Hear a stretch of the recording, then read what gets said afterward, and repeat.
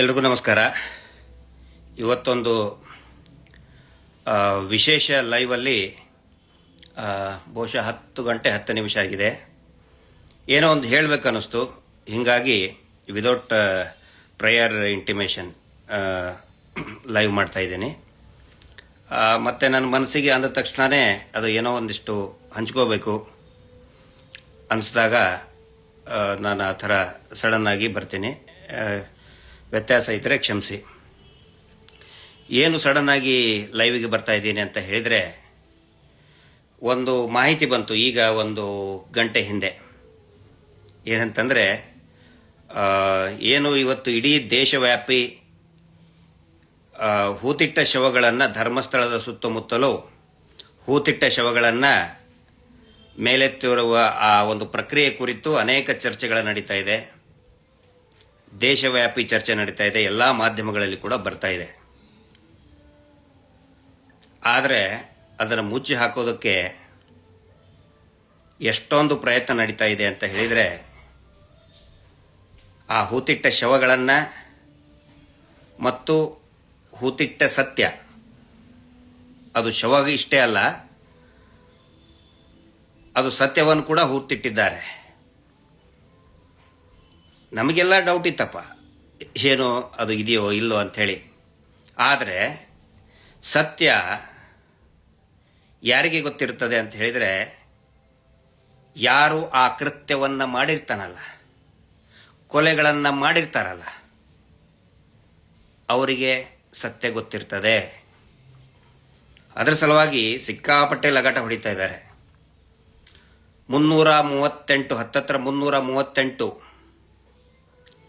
TV channel ಇರ್ಬೋದು, YouTube ಇರ್ಬೋದು, injection ತಂದರು. ಇದೇ ನಕಲಿ ದೇವಮಾನವನ ಸ್ವಂತ ತಮ್ಮ.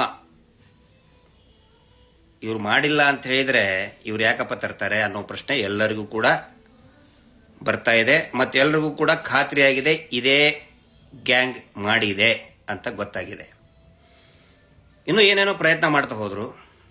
ಈಗ ಕೊನೆ ಅಸ್ತ್ರವಾಗಿ ಗಿರೀಶ್ ಮಟ್ಟಣ್ಣ ಅವ್ರ ಮೇಲೆ, ಅಂದರೆ ನನ್ನ ಮೇಲೆ, ಮತ್ತು ಮಹೇಶ್ ಶೆಟ್ಟಿ ತಿಮ್ಮರೋಡಿ ಅವ್ರ ಮೇಲೆ ಇಡಿ ದಾಳಿ ಮಾಡಿಸಬೇಕು ಅಂತ ಹೇಳಿ ಈ ನಕಲಿ ದೇವಮಾನವ ಕಳೆದ 4 ದಿನದಿಂದ ನಿರಂತರವಾಗಿ ಒತ್ತಡ ಹೇರಿಸ್ತಾ ಇದ್ದಾನೆ. ಇಡಿ ದಾಳಿ ಮಾಡಿ ಗಿರೀಶ್ ಮಟ್ಟಣ್ಣ ಅವ್ರ ಮನೆ ಮೇಲೂ ಮಾಡ್ರಿ, ಮೈ ಮೇಲಾದರೂ ಮಾಡಿ, ಮಹೇಶ್ ಶೆಟ್ಟರ್ ಮೇಲೆ ಮಾಡಿ. ಮಹೇಶ್ ಶೆಟ್ಟರು ಮನೆಯ ಮೇಲೆ ಮಾಡಿದರೆ ನಿಮಗೊಂದಿಷ್ಟು ರಬ್ಬರ್ ಸಿಗ್ತದೆ, ಇಷ್ಟೇ, ಟ್ಯಾಪಿಂಗ್ ರಬ್ಬರ್ ಸಿಗ್ತದೆ. ಈಗ ಅವ್ರು ಹಂಗೆ ಇದಕ್ಕೆ ಕಾರಣ ಏನಂತ ಹೇಳಿದರೆ, ಅವರು ತೋರಿಸಿದಂಥ ಸಬೂಬುಗಳು ಯಾಕೆ ಮಾಡಬೇಕು ಅಂತ ಹೇಳಿದಕ್ಕೆ ಸಬೂಬು ಏನಂತ ಹೇಳಿದರೆ, ಹತ್ತತ್ರ ಈಗ ಒಂದು ವರ್ಷದ ಹಿಂದೆ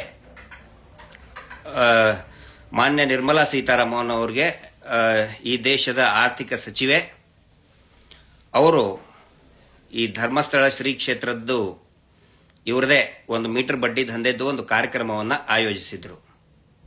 ಆವಾಗ ನಾನು ನೇರವಾಗಿ ಪ್ರಶ್ನೆ ಕೇಳಿದ್ದೆ, ಈ ಕೊಲೆಗಡಕರ ವೇದಿಕೆಗೆ ನೀವು ಯಾಕೆ ಬಂದ್ರಿ?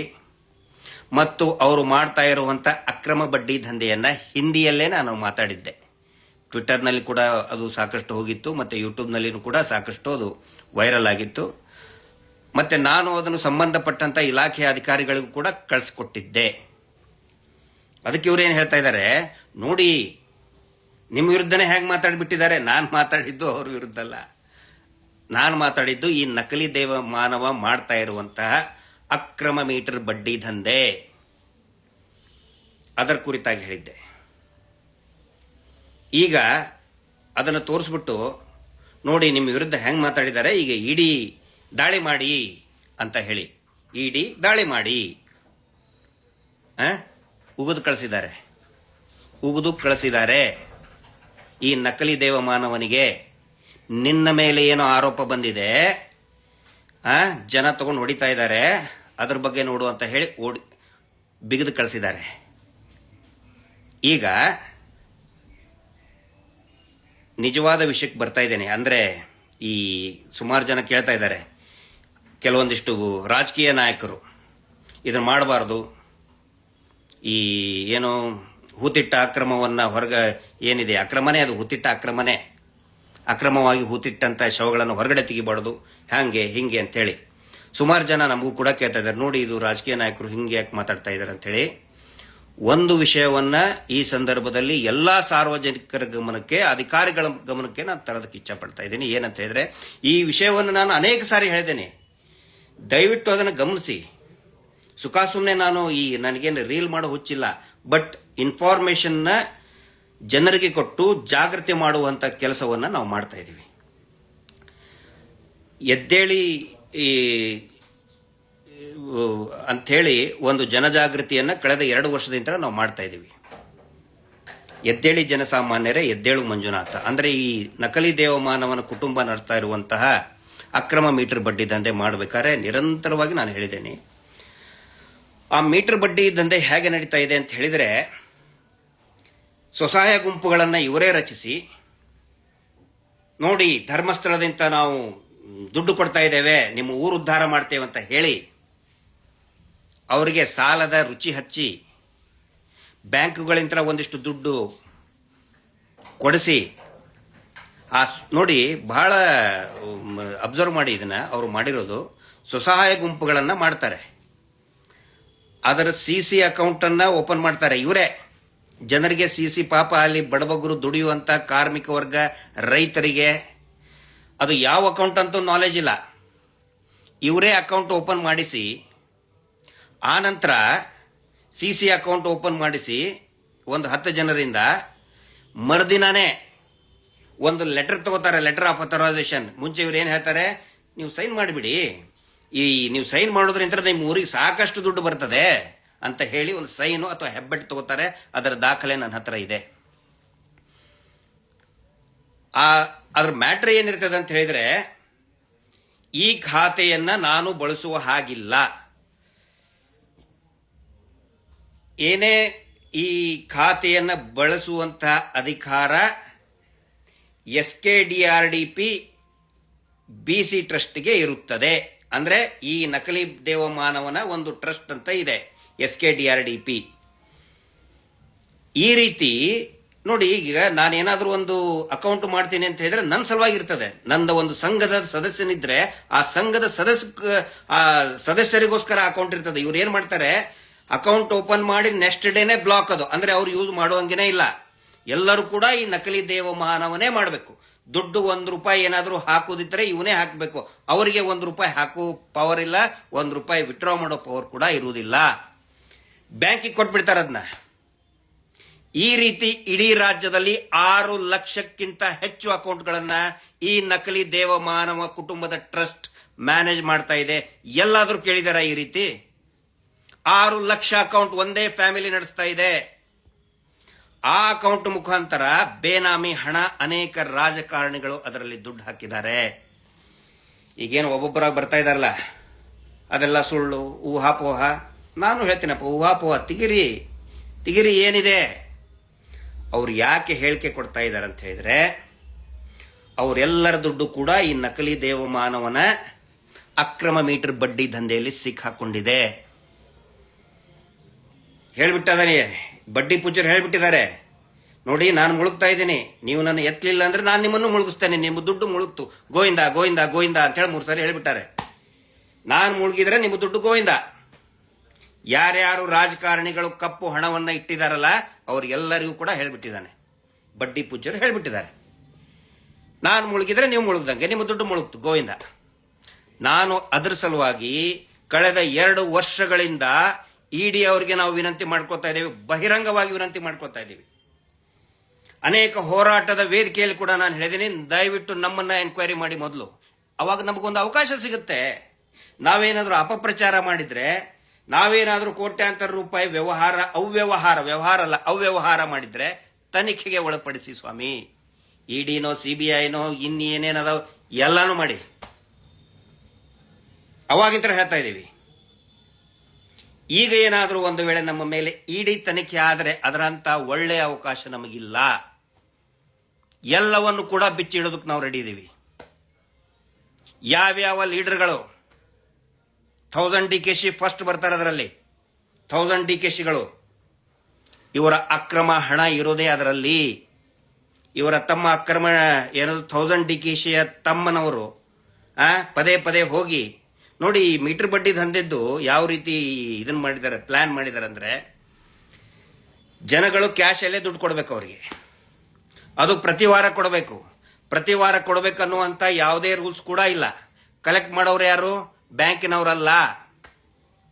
ಇದೇ ಬಡ್ಡಿ ಪೂಜ್ಯರ ಈ ಸಂಸ್ಥೆ ಇದೆಯಲ್ಲ, ಆ ಸಂಸ್ಥೆಯ ಪದಾಧಿಕಾರಿಗಳಿಗೆ ಅಧಿಕಾರಿ ಅಂತ ಇಟ್ಬಿಟ್ಟಿದ್ದಾರೆ. ಅಧಿಕಾರಿಗಳು ಬೆಳಗ್ಗೆ 6 ಗಂಟೆಗೆ ಹೋಗಿ ವಸೂಲಿ ಮಾಡ್ತಾರೆ. ರಾಜ್ಯಾದ್ಯಂತ ಸಾವಿರಾರು ಜನ ಆತ್ಮಹತ್ಯೆಯನ್ನ ಮಾಡಿಕೊಂಡ್ರು, ಊರು ಬಿಟ್ಟರು. ದೊಡ್ಡ ಸುದ್ದಿ ಆಯಿತು. ಯಾವ ಒಬ್ಬ ಮಾಧ್ಯಮದವರು ಕೂಡ ಸ್ಯಾಟಲೈಟ್ ಚಾನಲ್ಗಳು ಧರ್ಮಸ್ಥಳ ಅಂತ ಹೆಸರು ಹೇಳಿಲ್ಲ, ಧರ್ಮಸ್ಥಳ ಸಂಘ ಅಂತ ಹೇಳಿಲ್ಲ. ಏನು ಹೇಳಿದ್ರು? Micro finance. ನಿಮ್ಗೆ ಗೊತ್ತಿರಬಹುದು, ಕಳೆದ ಒಂದು 6 ತಿಂಗಳಿಂದ ಹಿಂದೆ ದೊಡ್ಡ ಸುದ್ದಿ ಇತ್ತು. ಇವರೇ ಇದ್ದಿದ್ದು. ನಾವು ಅವಾಗಲೂ ಕೂಡ ಹೇಳಿದ್ದೀವಿ, ಪತ್ರವನ್ನು ಬರೆದಿದ್ದೀವಿ.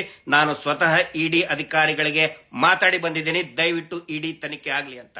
ಅದಕ್ಕೆ ನಾನು ಕೇಳ್ಕೊತಾ ಇದ್ದೀನಿ, ಏನು ಉಗಿದು ಕಳಿಸಿದಾರಲ್ಲ ಈ ನಕಲಿ ದೇವಮಾನ ಏಜೆಂಟ್ಗಳಿಗೆ, ಮಾಡೋಕ್ಕಾಗೋದಿಲ್ಲ ಅವ್ರ ಮೇಲೆ ಅಂತ ಹೇಳಿ. ನಾನು ಹೇಳ್ತಾ ಇದ್ದೀನಿ, ದಯವಿಟ್ಟು ಇಡಿ ಸಲುವಾಗಿ ನಮ್ಮನ್ನು ಕರೆಸಬೇಕು. ಪ್ರತಿಯೊಂದು ದಾಖಲೆಗಳು ಯಾವ ರೀತಿ ಫ್ರಾಡ್ ಮಾಡಿದ್ದಾರೆ, ರಿಸರ್ವ್ ಬ್ಯಾಂಕ್ ಆಫ್ ಇಂಡಿಯಾದ ನಿಯಮಗಳನ್ನು ಗಾಳಿಗೆ ತೂರಿ ಬ್ಯಾಂಕ್ಗಳ ಜೊತೆಗೆ ಡೀಲಿಂಗ್ ಮಾಡಿಕೊಂಡು ಅಡ್ಜಸ್ಟ್ ಮಾಡಿಕೊಂಡು ಕಪ್ಪು ಹಣ 6 ಲಕ್ಷ ಬೇನಾಮಿ ಅಕೌಂಟಿಂದ ಬ್ಲ್ಯಾಕ್ ಮನಿ ಯಾವ ರೀತಿ ಸರ್ಕ್ಯುಲೇಟ್ ಮಾಡ್ತಾ ಇದ್ದಾರೆ. ಅದರಲ್ಲಿ ರಾಜಕಾರಣಿಗಳ ದುಡ್ಡು ಇದೆ, ಕೆಲವೊಂದಿಷ್ಟು ಅಧಿಕಾರಿಗಳ ದುಡ್ಡು ಇದೆ, ನ್ಯಾಯಾಂಗ ವ್ಯವಸ್ಥೆಯಲ್ಲಿ ಇರುವಂತಹ ಹಿರಿಯ ಜಡ್ಜಸ್ಗಳ ದುಡ್ಡು ಕೂಡ ಇದೆ. ಎಲ್ಲವೂ ಕೂಡ ಹೊರಗಡೆ ಬರಲಿ. ದಯವಿಟ್ಟು ಇಡಿ ರೇಡ್ ಮಾಡಿ ನಮ್ಮ ಮೇಲೆ. ಎಲ್ಲ ದಾಖಲೆಗಳನ್ನು ಹಿಡ್ಕೊಂಡು ಬರ್ತೀವಿ. ಏನು ಸಿಗ್ತದೆ? ಒಂದು ಇದನ್ನಿದೆ, ತೆಲುಗಿನಲ್ಲಿ ಗಾದೆ ಇದೆ, ಇಬ್ರು ಜೋಗಿ ಇಬ್ರು ಯಾರು ಸಾಧುಗಳನ್ನ ತಿಕ್ಕಿದ್ರೆ ಏನು ಬರ್ತದೆ? ಬೂದಿ ಬರ್ತದೆ. ನಮಗೆ ಮಹೇಶ್ ಶೆಟ್ಟಿ ತಿಮ್ಮರೋಡಿಗೆ ಮಾಡಿದ್ರೆ ನಿಮಗೆ ಬೂದಿನೇ ಸಿಗುತ್ತೆ, ಇಡಿಗೆ ಬೂದಿನೇ ಸಿಗುತ್ತೆ. ಆದರೆ ಅವ್ರನ್ನ ತನಿಖೆ ಮಾಡಿದ್ರೆ ದೊಡ್ಡ ಹಗರಣ, ಈ ದೇಶ, ಈ ಜಗತ್ತು ಕಂಡು ಕೇಳರಿಯದ ಬಿಗ್ಗೆಸ್ಟ್ ಇಕನಾಮಿಕಲ್ ಸ್ಕ್ಯಾಂಡಲ್ ಹೊರಗಡೆ ಬರ್ತಾ ಇದೆ. ದಯವಿಟ್ಟು ನಾನು ರಿಕ್ವೆಸ್ಟ್ ಮಾಡ್ಕೊತಾ ಇದ್ದೀನಿ, ಇಡಿ ಎನ್ಕ್ವೈರಿ ಆಗಬೇಕು, ಸಿಬಿಐ ಎನ್ಕ್ವೈರಿ ಆಗಬೇಕು. ಪ್ರತಿಯೊಂದನ್ನು ಬಿಚ್ಚಿಡ್ತೀವಿ ನಾವು. ಪಾಪ ದುಡಿಯುವಂತಹ ಅವರಿಗೆ ಬರೆಯೋದಕ್ಕೂ ಸರಿಯಾಗಿ ಬರಲಿಲ್ಲ ರೀ. ತಾವು ಎಷ್ಟು ದುಡಿದ್ವಿ ಅನ್ನೋದು ಕೂಡ ಬೆವರಿನಲ್ಲಿ ಆ ಚೀಲದಲ್ಲಿ ಇಟ್ಕೊಂಡಿರ್ತಾರೆ ಹೆಣ್ಮಕ್ಳು. ಕಾಯಿಪಲ್ಯ ಮಾರುವಂತ ಹೆಣ್ಮಕ್ಳು ಆ ನಡದಲ್ಲಿ ಇಟ್ಕೊಂಡಿರ್ತಾರೆ. ಬೆವರಿಂತ್ರ ಆ ನೋಟು ನೆಂದು ಹೋಗಿರ್ತದೆ. ಅದನ್ನ ಕಸ್ಕೊಂಡು ಹೋಗ್ತಾರೆ ಇವರು. ಪ್ರತಿ ವಾರ ಬಂದು, ಸಂತೆ ದಿನ ಬಂದು ಆ ಬೆವರು ಸುರಿಸಿ ದುಡ್ದಂತ ನೋಟನ್ನ ಕಸ್ಕೊಂಡು ಹೋಗ್ತಾರೆ ಇವರು. ಆಗಲಿ ಇಡಿ ಎನ್ಕ್ವೈರಿ. ಕೆಲವೊಂದಿಷ್ಟು ಬಾಡಿಗೆ ಬಂಟರನ್ನು ಬಿಟ್ಟಿದ್ದಾರೆ. ಮಟ್ಟಣ್ಣವ್ರ ಮೇಲೆ, ಮಹೇಶ್ ಶೆಟ್ಟಿ ತಿಮ್ಮರೋಡಿ ಮೇಲೆ, ಸಮೀರ್ ಮೇಲೆ ತನಿಖೆ ಆಗಲೇಬೇಕು ಅಂತ ನಾವು 2 ವರ್ಷದಿಂದ ಹೊಯ್ಕೊಳ್ತಾ ಇದ್ದೀವಿ. ಸ್ವಾಮಿ, ಮೊದಲು ನಮ್ಮನ್ನು ಮಾಡಿದಾಗ ನಾವು ಸುಮ್ಮನೆ ಕೂತ್ಕೊಳ್ತೀವಾ? ಇಡ್ತೀವಿ ಎಲ್ಲವನ್ನು ಕೂಡ. ಏನು ನಾಯಕರು ಹೇಳ್ತಾ ಇದ್ದಾರಲ್ಲ, ಒಬ್ಬೊಬ್ಬರಾಗಿ ತನಿಖೆ ಮಾಡಬಾರ್ದು, ಧರ್ಮಕ್ಕೆ ಅಪಚಾರ. ಸತ್ತಂತವ್ರೆಲ್ಲರೂ ಕೂಡ ಧರ್ಮಸ್ಥಳ ದೇವಸ್ಥಾನಕ್ಕೆ ಹೋದಂತ ಹಿಂದೂಗಳೇ. ಕೇರಳ ಅಂತೂ ಬೈಕೊಳ್ತಾ ಇದಾರಲ್ಲ, ಕೇರಳದಲ್ಲಿ ಇರುವಂತಹ ಅನೇಕ ಹಿಂದೂ ಶ್ರದ್ಧಾಳುಗಳು ದೇವಸ್ಥಾನದ ಮೇಲೆ ಭಕ್ತಿ ಇಟ್ಟು ಬಂದಂತವರಿಗೆ ಅವ್ರನ್ನ ಅತ್ಯಾಚಾರ ಮಾಡಿ ಕೊಲೆ ಮಾಡಿ ಬಿಸಾಕಿದ್ದಾರೆ. ಕೆಳಗಡೆ ಹೂತು ಹೋದಂಥವ್ರು ಹಿಂದೂಗಳೇ. ಅದನ್ನು ಅರ್ಥ ಮಾಡ್ಕೋಬೇಕು. ಈಗ ಬಂದ್ಬಿಟ್ರು ಕಮ್ಯುನಿಸ್ಟರು, ಅವರು ಇವರು, ಹಿಂದೂ ಮುಸ್ಲಿಮು. ಹೊರಗಡೆ ಬಂದಾಗ ಒಬ್ಬೊಬ್ಬರ ಹೆಸರು ಎತ್ತಿ ಮಾತಾಡ್ತೀನಿ ನಾನು. ಈಗ ಮಾತಾಡಲ್ಲ. ಯಾವ್ಯಾವನು ಹೇಳಿದಾನಲ್ಲ, ಹಿಂದೂ ಮುಸ್ಲಿಮು ಮುಸಲ್ಮಾನು ಹೆಸರು ಎತ್ತಿ ಮಾತಾಡ್ತೀನಿ. ಒಬ್ಬೊಬ್ಬರದ್ದು ಹೆಸರು ಎತ್ತಿ ಮಾತಾಡ್ತೀನಿ. ಯಾವನು ಎಷ್ಟೆಷ್ಟು ದುಡ್ಡು ಇಟ್ಟಿದ್ದಾನೆ ಈ ಮೀಟರ್ ಬಡ್ಡಿ ದಂಧೆಯಲ್ಲಿ ಹೆಸರು ಎತ್ತಿ ಮಾತಾಡ್ತೀನಿ ನಾನು. ಇಡೀ ರಾಜ್ಯನ ಹೆಂಗ್ ಮಾಡಿಬಿಟ್ಟಿದ್ದಾರೆ ಅಂತ ಹೇಳಿದ್ರೆ, ಈ ರಾಜಕಾರಣಿಗಳೇ ದುಡ್ಡು ಹಾಕಿಸ್ಕೊಳ್ಳೋದು, ಅದೇ ದುಡ್ಡನ್ನ ಈ ಮೀಟರ್ ಬಡ್ಡಿ ದಂಧೆಯಲ್ಲಿ ಹಾಕಿಬಿಡೋದು. ಹಾಕಿ ವಾರ ಬಲವಂತವಾಗಿ ಜನಸಾಮಾನ್ಯರಿಂತ್ರ ಅಕ್ರಮವಾಗಿ ಬಡ್ಡಿ ದಂಧೆ ವಸೂಲಿ ಮಾಡೋದು. ನರಕ ಸೃಷ್ಟಿ ಮಾಡಿಬಿಟ್ಟಿದ್ದಾರೆ. ನೀವು ಕೇಳ್ತಿರಲ್ಲ, ಯಾಕೆ ಯಾರು ಮಾತಾಡ್ತಾ ಇಲ್ಲ, ರಾಜಕಾರಣಿಗಳು ಯಾಕೆ ಮಾತಾಡ್ತಿಲ್ಲ? ಎಲ್ಲರ ದುಡ್ಡು ಇದೆ ಇದರಲ್ಲಿ. ಆ ನಂತರ ಇನ್ನೊಂದು ಅಬ್ಸರ್ವ್ ಮಾಡಿ, ದಯವಿಟ್ಟು ಪ್ರಜ್ಞಾವಂತರು ಅಬ್ಸರ್ವ್ ಮಾಡಿ ಇದನ್ನ. ಇಲೆಕ್ಷನ್ ಟೈಮಲ್ಲಿ ಈ ಇಲೆಕ್ಷನ್ ಅನೌನ್ಸ್ ಆದಮೇಲೆ ಕೋಡ್ ಆಫ್ ಕಂಡಕ್ಟ್ ಅಂತ ಜಾರಿ ಬರ್ತದೆ. ಕೋಡ್ ಆಫ್ ಕಂಡಕ್ಟ್ ಅಲ್ಲಿದ್ದಾಗ ಪ್ರತಿ ಊರಿಗೂ ಕೂಡ ಒಂದೊಂದು ಬ್ಯಾರಿಕೇಡ್ ಹಾಕಿರ್ತಾರೆ, ನೋಡಿದ್ದೀರಲ್ಲ ನೀವು. ಅಂದ್ರೆ ದುಡ್ಡು ಯಾರಾದರೂ ಅಕ್ರಮವಾಗಿ 50,000ಕ್ಕಿಂತ 10,000 ಜೇಬಲ್ಲಿ ಇಟ್ಟು ಕೂಡ ಚೆಕ್ ಮಾಡ್ತಾರೆ. 10,000 ರೂಪಾಯಿ ಜೋಬಲ್ಲಿ ಇಟ್ಕೊಂಡ್ರೆ 5,000 ಎದುರು ಎಲ್ಲಿಂದ ಬಂತು ಅಂತ ಕೇಳ್ತಾರೆ. ಕೇಳಿದ್ರಲ್ಲ, ಅಲ್ಲಿ ಟ್ರೇಡ್ ಆಯ್ತು, ಇಲ್ಲಿ ಟ್ರೇಡ್ ಆಯ್ತು. ಇವರು ಪ್ರತಿ ವಾರ ಆ ಕೋಡ್ ಆಫ್ ಕಂಡಕ್ಟ್ ಇದ್ದಾಗಲೇ ಒಂದೊಂದು ಗ್ರಾಮ, ಒಂದೊಂದು ಇದರಿಂತ್ರ ಝೋನ್ ನಿಂತ್ರ ಕೋಟಿಗಟ್ಟಲೆ ದುಡ್ಡನ್ನು ಸಾಗಿಸ್ತಾರೆ. ಒಬ್ಬರಾದ್ರೂ ಹಿಡಿದಿದ್ದು ನೋಡಿದ್ದೀರಾ ನೀವು?